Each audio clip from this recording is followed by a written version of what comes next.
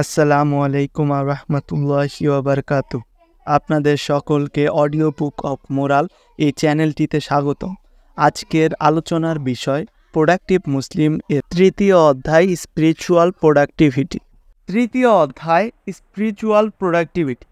আধ্যাত্মিকতা কিভাবে আমাদের প্রোডাক্টিভিটি বাড়াতে পারে তা ব্যাখ্যা করার জন্য আমি স্পিরিচুয়াল প্রোডাক্টিভিটি শব্দ দুটি ব্যবহার করেছি।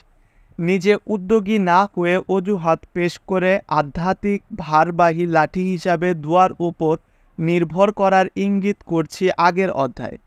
এই অধ্যায়ে একটু ভিন্ন রকম আলোচনা করব। এখানে দিনের সুনির্দিষ্ট কতগুলো ধ্যান ধারণা, ইবাদত ও আমলের বিশ্লেষণ করব, যা বিভিন্ন মনস্তাত্ত্বিক, দৈহিক, বিশেষত ঐশী বিষয়গুলোর প্রোডাক্টিভিটি বৃদ্ধি করে। আর এগুলো সাধারণত মানুষ সহজে অনুমান করতে পারে না। এই অধ্যায়ের উদ্দেশ্য হচ্ছে আপনার উপলব্ধিতে এটা আনা যে স্পিরিচুয়াল প্রোডাক্টিভিটি একটি অবিচ্ছেদ্য অংশ।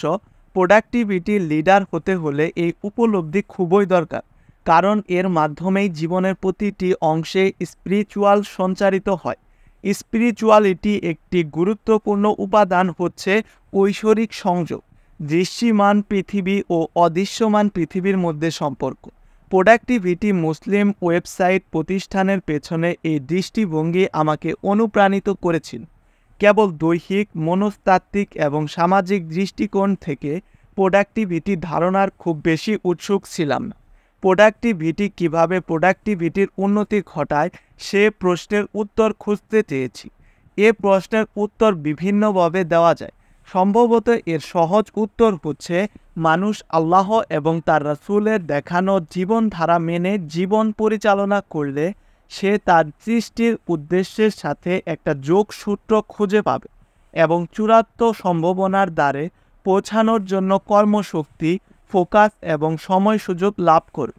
স্পিরিচুয়াল দৃষ্টিভঙ্গি থেকে এটা আমাকে সময়, ফোকাস ও কর্মশক্তির এক নতুন উপলব্ধির বিশ্লেষণের সুযোগ করে দিয়েছে। Spiritual energy. আল্লাহর নৈকট্যের মাধ্যমে আপনি এই শক্তি লাভ করতে পারেন। আপনি যত বেশি আল্লাহর নিকটবর্তী হবেন, তত বেশি কর্মশক্তি অর্জন করবেন। যখন আপনি আল্লাহর নির্দেশ আঁকড়ে ধরেন এবং রাসূলের নির্দেশনায় অনুসরণ করেন, সেটা আপনার দেহে এক ধরনের বাড়তি কর্মক্ষমতা উপলব্ধি সৃষ্টি করে। কেউ কেউ এটাকে মোটিভেশন বলে, তবে আমি বলি স্পিরিচুয়াল এনার্জি। অভাবনীয় সব জিনিস অর্জনে এটা আপনার জন্য চালিকা শক্তি হয়ে উঠবে। Spiritual focus. এটি জীবনের গুরুত্বপূর্ণ বিষয়গুলোর প্রতি ফোকাস করার দক্ষতা, বিশেষ করে পরিকালীন জীবনের প্রতি। এতে আপনি দুনিয়ার ঝলঝামেলায় বিভ্রান্ত না হয়ে উচ্চতর লক্ষ্যে এবং বৃহত্তর পুরস্কারের প্রতি মনোযোগী হবেন। Spiritual time. এটা বাড়তি সময়। আপনার মনে হবে সময়টাতে কিছু করা যায়, যা অন্যেরা খুব কমই পেয়ে থাকে। মনে হবে প্রতিটি দিন যেন আপনার জন্য 24 ঘন্টার বেশি এবং খুব কম সময়ে অনেক বেশি অর্জন করেছেন। আমাদের নবীজির কথায় চিন্তা করুন, 23 বছরে এতটুকুন সময় কি বিপুল অর্জনই না করেছেন তিনি। স্পিরিচুয়াল এনার্জি, ফোকাস এবং স্পিরিচুয়াল টাইমের ব্যবহারের সুবিধা কী? এক কথায় এর উত্তর বারাকা। বারাকা প্রোডাক্টিভিটি এবং স্পিরিচুয়ালের মধ্যে একটি সংযোগ। কখনো কখনো কল্যাণ অর্জনেও ব্যবহৃত হয়। বারাকা সম্পর্কে ইমাম রাগিব ইস্পাহানির একটি অসাধারণ সংজ্ঞা রয়েছে। বারাকা হলো কোনো একটি জিনিসের সাথে ঐশ্বরিক কল্যাণের উৎকর্ষের সংযুক্তি। সুতরাং এটা সামান্য কিছু বেলায় ঘটলে বৃদ্ধি পায়, অধিক কিছুর সাথে ঘটলে তার কল্যাণ বৃদ্ধি পায়, আর অধিক উপকারী কিছুর ক্ষেত্রে ঘটলে এটা উপকার বহুগুণে বেড়ে যায়। আর সামগ্রিকভাবে বারাকার বৃহত্তর ফল হলো আল্লাহর অনুগত্যে এর ব্যবহার হওয়া। প্রোডাক্টিভিটির জন্য বারাকার গুরুত্ব অপরিসীম। আপনার কার্য সম্পাদনের জন্য প্রয়োজনীয় সময়, মনোযোগ এবং সমস্ত শক্তি থাকতে পারে, কিন্তু বারাকা ব্যতীত কাঙ্ক্ষিত পর্যায়ে পৌঁছাতে সক্ষম হবেন না। বারাকা স্পিরিচুয়াল প্রোডাক্টিভিটির মূল ভিত্তি। এর পরিমাপ করা কঠিন, কিন্তু এটি বাস্তব। তারপরেও কেউ জানি বারাকা এ যুগের এক হারানো মানিক। প্রত্যেকেই যার সন্ধানে রয়েছে। সম্ভবত কেউই তা পাচ্ছে না বলে মনে হয়। আপনি সব সময় লোকেদের অভিযোগ শুনে থাকবেন তাদের সময়ে কোনো বারাকা নেই, তাদের ঘুমে বারাকা নেই তাদের অর্থ সম্পদে ইত্যাদি ইত্যাদি। আমি দৃঢ়ভাবে বিশ্বাস করি যদি নিজেদের আল্লাহর প্রতি একান্তভাবে নিয়োজিত করে কুরআন ও সুন্নাহর নির্দেশনায় অনুযায়ী আমাদের জীবন চালাতে পারি তাহলে আমরা বারাকার সৌভাগ্য লাভ করতে পারব। মুসলিম হিসাবে আমাদের বিশ্বাস ইতিহাসের সর্বাধিক প্রোডাক্টিভ মানুষটি ছিলেন আমাদের প্রিয় নবীজি সাল্লাল্লাহু আলাইহি ওয়াসাল্লাম, কারণ তিনি ছিলেন প্রতিটি কাজে প্রতিটি বিষয়ে বরকতময় একজন মানুষ। যেমন মাইকেল এইচ হার্ট তার the 100 a the ranking of the most influential person in হিস্ট্রিতে বলেন, আমি পৃথিবীর সর্বোচ্চ প্রভাবশালী ব্যক্তিদের তালিকায় মুহাম্মদকে প্রথম স্থানে রাখার কিছু পাঠক বিস্মিত হবেন এবং অন্যেরা এ ব্যাপারে প্রশ্ন তুলবে, কিন্তু তিনি ইতিহাসের একমাত্র ব্যক্তি যিনি ধর্মীয় ও পার্থিব দিক দিয়ে সর্বাধিক সফল ছিলেন। এখন আমরা স্পিরিচুয়াল এনার্জি, ফোকাস ও টাইমের ক্ষেত্রে ইসলামের স্পিরিচুয়াল কনসেপ্ট বারাকা এবং ইবাদত কিভাবে প্রোডাক্টিভিটি বৃদ্ধিতে সরাসরি প্রভাব ফেলে তার বিশ্লেষণ করব। 1. Spiritual energy. এই বিভাগে আমরা বিশ্লেষণ করব ইসলামের কিছু নির্দিষ্ট কনসেপ্ট কিভাবে বারাকার উৎস হতে পারে যা সরাসরি আমাদের স্পিরিচুয়াল এনার্জিকে বিস্তৃত করে। 1. তাকওয়া ইসলামী মূল্যবোধের একটি মূল ধারণা। এটি আল্লাহর গুণাবলী এবং সর্বদা তার উপস্থিতির উপলব্ধি হিসাবে সংজ্ঞায়িত হয়। এই সচেতনতা একজন মানুষকে তার জীবন নিয়ে উন্নতভাবে উপলব্ধির সুযোগ করে দেয় এবং পৃথিবীর কামনা বাসনা দাসত্ব থেকে মুক্ত করে। তাকওয়া পালন করা বারাকা এবং স্পিরিচুয়াল এনার্জির একটি প্রধান উৎস, কারণ এটা আপনার মূল্যবোধ ও নীতিগুলোর একটি মজবুত ভিত্তি দেবে যা আপনাকে আল্লাহ কর্তৃক দেওয়া হয়েছিল। আপনি কতটা প্রলুব্ধ সে ব্যাপার ছিল না। তাকওয়া আপনাকে মূল্যবোধ ও নীতির জায়গায় ফিরিয়ে নিয়ে আসবে এবং এটাই আপনাকে সঠিক পথে অবস্থান করতে সাহায্য করবে। এটা এক ধরনের শৃঙ্খলা বিধান, আপনার কথা ও কাজ পরীক্ষণে রাখতে এবং নিজেকে সাহায্য করতে তাকওয়াকে মস্তিষ্ক ও মনে স্থান দিতে রাখতে পারেন। দারুণ কাজে আসবে। তাকওয়ার মাধ্যমে স্পিরিচুয়াল এনার্জি বৃদ্ধি পায়। আপনি যত বেশি তাকওয়াবান, আপনার চরিত্র ও ব্যক্তিত্ব তত বেশি শক্তিশালী। আপনি যত সফলতার দিকে হাঁটতে থাকেন, যখন তাকওয়া আপনাকে সঠিক সিদ্ধান্ত গ্রহণে সচেতন ও সক্ষম করে তোলে। এটা ইউসুফ আলাইহি ওয়াসাল্লাম এর কাহিনীতে সুস্পষ্ট।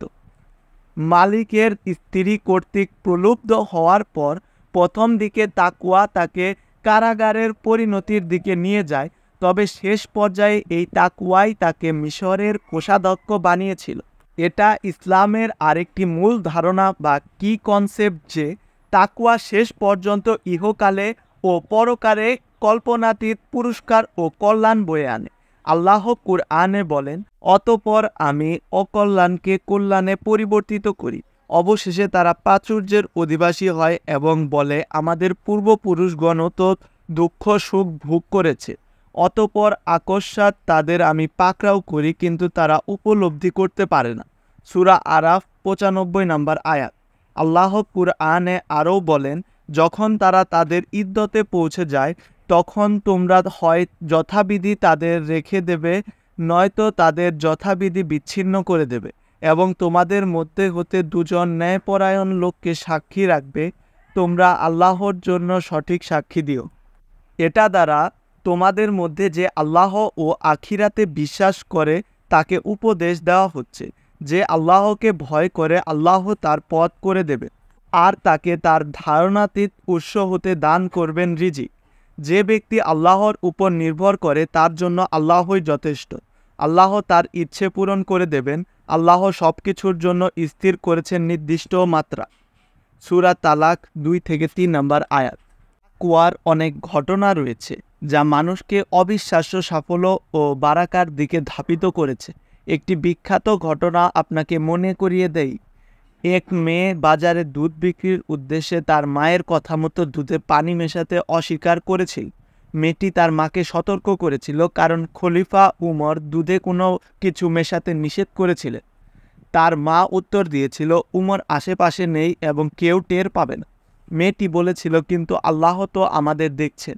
উমর রাদিয়াল্লাহু তাআলা আনহু মা ও মেয়ে উভয়ের অজান্তে পুরো আলোচনা শুনে ফেলেন। তিনি মেয়েটির উত্তরে খুবই মুগ্ধ হয়ে তার এক ছেলের সঙ্গে মেয়েটির বিবাহের মনস্থ করেন। এভাবে তাকওয়ার বারাকা মেয়েটিকে একটি সমৃদ্ধ শুভ বিবাহের দিকে পরিচালিত করে, যা সমাজে তার অবস্থানকে উজ্জ্বল করেছিল।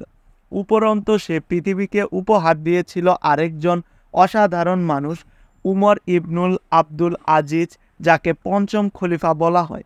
তাকওয়া একটি গড়ে তোলা অবিরাম সচেতন অনুশীলন। আপনার নিজেকে প্রতিনিয়ত জিজ্ঞেস করতে হবে, আমার এই পদক্ষেপটি কিংবা এই কাজ বা কথাটি আল্লাহকে সন্তুষ্ট করবে তো? উত্তরে হ্যাঁ হলে আপনি সামনে এগোতে পারেন, আর উত্তরে যদি না হয় তাহলে নিজেকে ফিরিয়ে নিন। এভাবে আপনি তাকওয়া অর্জন করতে পারেন। বর্ণিত, উমর ইবনুল খাত্তাব রাদিয়াল্লাহু তাআলা আনহু উবাই ইবনে কাবকে তাকওয়া সম্পর্কে জিজ্ঞেস করলে উবাই বলেন, তুমি কখনো কি এমন পথে হেঁটেছ যাতে কাঁটা রয়েছে? উত্তরে উমর ইবনুল খাত্তাব বললেন, হ্যাঁ। উবাই জিজ্ঞেস করলেন, তখন তুমি কি করেছিলে? উমর উত্তরে বলেছেন, আমি আমার হাতা গুটিয়ে সংগ্রাম করেছিলাম। উবাই রাদিয়াল্লাহু তাআলা আনহু বলেন, এটাই তাকওয়া, যা মানুষকে জীবনের বিপদ সংকুল পরিভ্রমণে পাপ থেকে বাঁচিয়ে রাখে, যেন সে পাপের আঁচড় মুক্ত থেকে সফলভাবে তার ভ্রমণ সম্পন্ন করতে পারে। তাকওয়ার দিক সবারই গুরুত্ব দেওয়া উচিত। তাকওয়া সবার জন্য আমাদের ধারণা তাকওয়ার ব্যাপারটি কেবল অতি ধার্মিকদের জন্য প্রযোজ্য না। তাকওয়া আমাদের জীবনে এমন একটি গুণ ও বডিগার্ড, যার বিকাশ ও সমৃদ্ধির পথে প্রতিনিয়ত চেষ্টা সাধনা চালিয়ে যাওয়া উচিত। তাকওয়া থেকে কেবল কল্যাণই লাভ করা যেতে পারে, যা আপনাকে একটি অভিজাত ও সমৃদ্ধ জীবনের দিকে নিয়ে যাবে। প্র্যাকটিক্যাল টিপস: সর্বদা আল্লাহর প্রতি সচেতন থাকুন। প্রতিটি সিদ্ধান্তে নিজেকে জিজ্ঞেস করুন, আল্লাহ যদি আমাকে এই সিদ্ধান্তটা সম্পর্কে জিজ্ঞাসা করেন, আমি কি বলবো? কিভাবে এটাকে আমি আল্লাহর দৃষ্টিতে ন্যায়সঙ্গত করতে পারি? আল্লাহ সম্পর্কে বেশি বেশি জানুন, তার নাম ও গুণাবলী এবং সেগুলো কিভাবে আপনার জীবনে প্রভাব ফেলে তা জানুন। আল্লাহর কাছে ক্ষমা প্রার্থনা করুন। গুনাহ করে থাকলে অবিলম্বে তওবা করে নিন। চতুর শয়তানের এমন প্রতারণাপূর্ণ কথায় কান দেবেন না, তুমি এত খারাপ যে আল্লাহ তোমাকে ক্ষমা করবে না। আল্লাহ কুরআনে বলেন, বলো, হে আমার বান্দারা, তোমরা যারা নিজেদের প্রতি অবিচার করেছ, আল্লাহর রহমত হতে নিরাশ হইও না। আল্লাহ সমস্ত পাপ ক্ষমা করে দেবেন, তিনি তো ক্ষমাশীল পরম দয়ালু। সূরা জুমার 53 নম্বর আয়াত। 2. তাওয়াক্কুল ইল্লাহ। তাওয়াক্কুল ইল্লাহ বা আল্লাহর প্রতি আস্থা রাখার ধারণা নিয়ে আমাদের মাঝে বড় রকমের ভুল বোঝাবুঝি আছে। লোকেরা মনে করে আল্লাহর প্রতি পরোক্ষভাবে আস্থা রাখাই যথেষ্ট, সব কিছু এমনিতেই ভালো রূপ নেবে, যেহেতু আল্লাহ সর্বদার সাথে আছেন। নবীজি সাল্লাল্লাহু আলাইহি ওয়াসাল্লাম বলেন, তোমরা যদি প্রকৃতভাবে আল্লাহ তাআলার ওপর নির্ভরশীল হতে, তাহলে পাখিদের যেভাবে রিজিক দেওয়া হয় সেভাবে তোমাদেরও রিজিক দেওয়া হতো। এরা সকালবেলা খালি পেটে বের হয় এবং সন্ধ্যাবেলায় ভরা পেটে ফিরে আসে। ইবনে মাজাহ 4164। লক্ষ্য করুন, পাখিরা কিন্তু খাবার পৌঁছানোর অপেক্ষায় তাদের বাসায় বসে থাকে না, বরং আল্লাহর প্রতি নির্ভর করার সাথে সাথে জীবিকার সন্ধানে বেরিয়ে পড়ে। একইভাবে জীবনে বারাকা এবং স্পিরিচুয়াল এনার্জি পেতে চাইলে অবশ্যই জীবিকার সন্ধানে বেরোতে হবে এবং আমাদের লক্ষ্য অর্জন করতে হবে। আল্লাহ কুরআনে বলেন, আর তাকে তার ধারণাতীত উৎস হতে রিজিক দান করবেন। যে ব্যক্তি আল্লাহর উপর নির্ভর করে তার জন্য আল্লাহই যথেষ্ট। আল্লাহ তার ইচ্ছা পূরণ করে দেবেন। আল্লাহ সব কিছুর জন্য স্থির করেছেন নির্দিষ্ট মাত্রা। সূরা তালাক 3 নম্বর আয়াত। এই ধারণাটি মনে গেঁথে নিয়ে আপনার দিন শুরুর কথা কল্পনা করে বলুন, আল্লাহর উপর ভরসা রেখে লক্ষ্য বাস্তবায়নে প্রয়োজনীয় সব কিছু করব। এতে আপনি অনুপ্রাণিত হবেন, আশাবাদী হবেন এবং সহজে ছিটকে পড়বেন না। বিশ্বাস রাখতে হবে আল্লাহ আপনাকে সেরেটাই দেবে। যদিও দৃশ্যতে মনে হয় আপনার পদক্ষেপগুলো কার্যকর হচ্ছে না। আমার মনে পড়ে 2008 সালে আমি মাস্টার ডিগ্রি নেওয়ার পরে এই কনসেপ্ট উপলব্ধি করেছি। 1930 এর দশকের মহামন্দার ধাক্কা যেন আবার আমাদের সময়ে এসে ভর করল। আমার মনে আছে অসংখ্য প্রতিষ্ঠানে আবেদন করেছিলাম আর একের পর এক ভাইবা দিয়ে যাচ্ছিলাম, কিন্তু কাজের কাজ কিছুই হয়নি। আমি আমার পক্ষে সম্ভব সব রকম চেষ্টা করেছিলাম, কেবল আমার সত্যিকারের তাওয়াক্কুল ছিল না। আমি তখন নিজের ব্যাপারে এবং ভবিষ্যৎ সম্পর্কে সংশয়ে পড়ে যাই। এমন সময় একজন বন্ধুর সাথে আলোচনা আমার চিন্তার পুনর্গঠনে সহায়তা করে। তিনি আমাকে আনাস থেকে বর্ণিত বিখ্যাত গল্পের কথা মনে করিয়ে দিয়েছিলেন। একজন নবীজি সাল্লাল্লাহু আলাইহি ওয়াসাল্লামকে জিজ্ঞাসা করেছিলেন, হে আল্লাহর রাসূল সাল্লাল্লাহু আলাইহি ওয়াসাল্লাম, আমার উটটি বেঁধে তাওয়াক্কুল করব নাকি তাকে ছেড়ে দিয়ে তাওয়াক্কুল করব? তিরমিজি। আমি বহু সংস্থায় আবেদন এবং ভাইবার প্রস্তুতির মধ্যে দিয়ে উটটি বেঁধে নিয়েছিলাম ঠিকই, তবে আল্লাহর প্রতি তাওয়াক্কুল করিনি। তার পরিবর্তে আমার শিক্ষাগত যোগ্যতা ও কৃতিত্বের ওপর আশা রেখেছিলাম।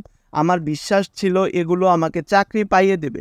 আলহামদুলিল্লাহ, আমার মানসিকতার পরিবর্তন ঘটার পরপরই এটি অপ্রত্যাশিত এবং আকর্ষণীয় চাকরির প্রস্তাব আসে।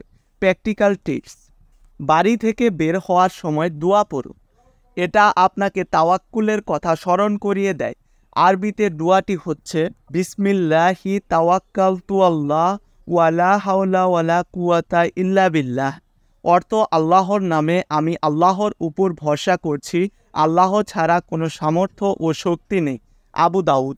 নবীজি সাল্লাল্লাহু আলাইহি ওয়াসাল্লাম বলেন, যে ব্যক্তি তার বাড়ি থেকে বের হওয়ার সময় উপরের দোয়াটি পড়ে নেয় তাকে বলা হয় তোমাকে সুরক্ষিত করা হয়েছে এবং দিক নির্দেশনা দেওয়া যথেষ্ট হয়েছে।